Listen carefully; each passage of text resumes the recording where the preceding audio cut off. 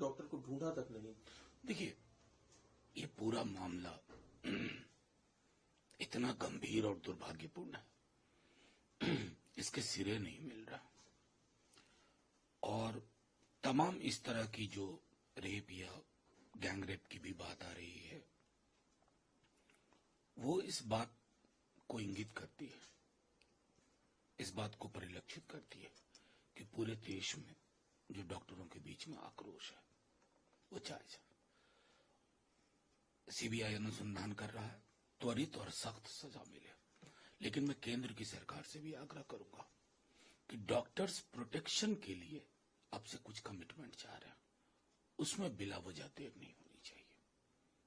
Number एक। Number दो, इस तरह की किसी भी वारदात के लिए, बिहार हो, यूपी हो, राजस्थान हो, ऐसा ना हो कि जब इस तरह के कोई बड़ा हादसा हो, दुर्भाग्यपूर्ण हादसा हो, तो हम जागे। मैंने बार बार आपके माध्यम से कहा कि निर्भया कांड के बाद लगा था कि इस देश में एक सामूहिक चेतन ऐसा जागेगा, वो नहीं हो रहा। सर, पूरे देश भर में डॉक्टर्स ने आज हड़ताल की है। ओपीडी सर्विस, इलेक्ट्रिक सर्विस, सब पर असर पड़ा है। एक तरफ ये हड़ताल है, दूसरी तरफ कोलकाता पुलिस की भूमिका पर भी डॉक्टर सवाल खड़े कर रहे हैं कि कोलकाता पुलिस ने शुरुआत में मामले पे लीपापोती करने की कोशिश की। सीधी सी बात है, जब तहकीकात होगी तो सारी परतें खुलेंगी और खुलनी भी चाहिए। मतलब मैंने पीड़िता के पेरेंट्स का जो बयान सुना, रोंगटे खड़े हो जाते हैं। तमाम चीजों के मद्देनजर आग्रह करूंगा सबों से, चाहे बिहार की घटना हो, कहीं की, एक लेवल पे स्टेट के लॉ एंड एडमिनिस्ट्रेशन का रोल होता है, उसको सवाल होना चाहिए, वो सवाल गलत नहीं है। लेकिन एक रुग्णता समाज के अंदर भी है, ये मैं बार बार कह रहा हूं। उस रुग्णता को हमें समझना होगा, उसका भी इलाज चाहिए। लेकिन सर, कल स्मृति ईरानी मीडिया से बात कर रही थी तो उन्होंने कहा कि ममता बनर्जी को उस मानसिकता से निकलना होगा कि ये तेरा रेप, ये मेरा रेप। नहीं, ये मानसिकता से तो सबको निकलना है, स्मृति जी को भी निकलना है। अगर ममता जी से उम्मीद, हम सबको निकलना है। ये क्या कि हाथरस के रेप पे चुप्पी, जंतर मंतर पे पहलवान बेटियां बैठे तो चुप्पी, कोई कलकत्ता पे चुप, मतलब कोई कठुआ पे चुप, कोई बिल्किस के रेपिस्ट को माला पहना है तो अलग। तो कुल मिलाकर मैं कह रहा हूं कि एक सामूहिक चेतन में ये अवधारणा बलवती होनी चाहिए कि इस तरह की कोई भी घटना हमें शर्मसार करती है। हम अपनी बच्चियों को कौन सा हिंदुस्तान दे रहे हैं, कौन सा भारत दे रहे हैं, कोई स्लोगन काम नहीं आएगा। लेकिन गवर्नर सीवी आनंद बोस वो पश्चिम बंगाल की मुख्यमंत्री की भूमिका पर सवाल खड़े करते हुए कह रहे हैं कि आप उनके बयान के पर बेकार मेरी टिप्पणी ले रहे हैं। उनको गवर्नर में मानता ही नहीं है। देखिए, गवर्नर का मतलब होता है कस्टोडियन ऑफ कॉन्स्टिट्यूशन। जब आप पॉलिटिकल इंटरेस्ट के कस्टोडियन हो जाते हैं ना, तो आप बच्ची के साथ न्याय नहीं कर रहे। न्याय करिए, परत दर परत खुले, ये हम सबको कोशिश करनी चाहिए।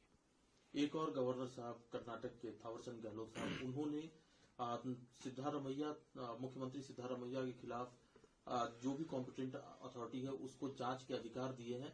मुडा स्कैम में ये अथॉरिटी जांच कर सकती है, क्या कहना है? ठीक है, थावरचंद जी को मैं जानता हूं, उन्होंने ये फैसला सिर्फ अपने मर्जी से नहीं लिया होगा। राज्यों के फैसले केंद्र से बैठ करके होते हैं। और जब हमने हेमंत सोरेन जी की रिहाई का वो आदेश पढ़ा था ना हाई कोर्ट से, तो लग गया था कि तमाचा किनके गाल पे पड़ा है। इंतजार करिए। सर, कल चुनाव आयोग ने हरियाणा और जम्मू कश्मीर दोनों राज्यों में चुनाव की तारीखों का ऐलान कर दिया है। जम्मू कश्मीर में 3 चरण में चुनाव होंगे, हरियाणा में 1 चरण में चुनाव होगा। क्या कहना है सर, कितनी चुनौती? देखिए, बड़ी बात है कि कल क्या थी तारीख, 16 तारीख थी संभवतः। 15 अगस्त को प्रधानमंत्री जी 1 नेशन 1 इलेक्शन की बात कर रहे थे। और देखिए चुनाव आयोग, पिछली बार महाराष्ट्र साथ में हुआ था, इस बार हो नहीं रहा। न जाने कौन कौन से तर्क गढ़े जा रहे हैं। फिर उसके बाद मतलब कहीं न कहीं एहसास होता, कश्मीर को 10 वर्षों से इंतजार है इस दिन का। नॉर्मैलिटी जनप्रतिनिधियों के साथ होती है। तो खैर, शेरो शायरी बहुत सुनाई उन्होंने। आजकल उनको ये नया शौक आया है, तो किरदार के वजन का तो मैं कुछ कर नहीं सकता, लेकिन शेर के वजन के लिए रेखता फाउंडेशन की कुछ किताबें भिजवा सकता हूं उनको। सर, चुनाव महाराष्ट्र में भी होने हैं इसी साल के अंत में, लेकिन उद्धव ठाकरे साहब का कहना है कि महाविकास आघाड़ी पहले एक सीएम का चेहरा अनाउंस करे, उसके बाद हम चुनाव कैंपेन। देखिए, उन्होंने तो कहा है किसी को भी अनाउंस करे मैं बैक करूंगा। तो ये बहुत बड़ी बात है जो उद्धव जी ने कहा।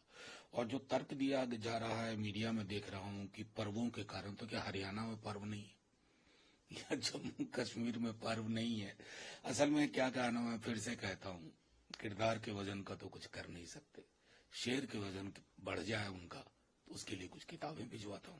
सर, एक आखिरी सवाल है। बांग्लादेश में नई सरकार के गठन के बाद कल प्रधानमंत्री जी की पहली बार मोहम्मद यूनिस साहब से बात हुई। मुद्दा बहुत सारा कुछ था, उसमें ये भी मुद्दा उठा जो अल्पसंख्यकों पे वहां पे पिछले दिनों अल्पसंख्यकों के खिलाफ जो हिंसा हुई वो भी मुद्दे थे, साथ में भारत बांग्लादेश के रिश्ते की भी बात थी। क्या कहना है? देखिए, एक बात जान लीजिए, भारत बांग्लादेश के रिश्ते बीएनपी या अवामी लीग पर निर्भर नहीं करते हैं। दो देशों के रिश्ते हैं, और दो देश का रिश्ता इससे तय नहीं होता है कि मसलन कि कौन सी पॉलिटिकल पार्टी है वहां यूनुस साहब हैं।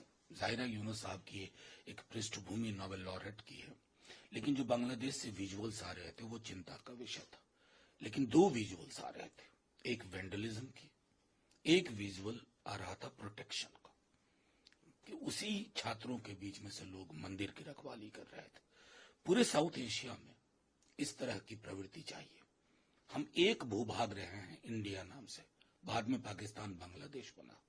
और मैं बार बार कह रहा हूं, नफरत और घृणा की विचारधारा को सरहद पार करने के लिए वीजा नहीं लगता। हम सबको उसको यहीं समूल